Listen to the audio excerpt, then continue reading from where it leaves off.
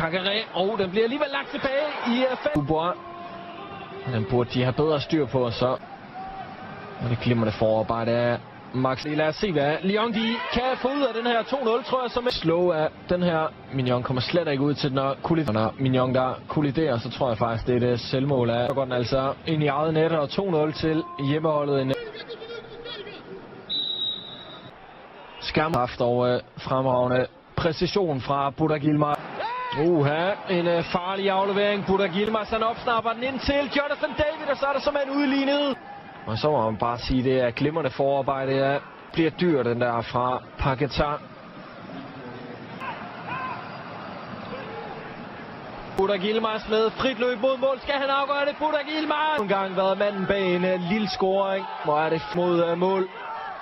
Og så skal det lige love. Hold da helt ferie, hvor har vi fået meget underholdende. Sitchi, som får den flækket videre til landsmanden Burak Yilmaz.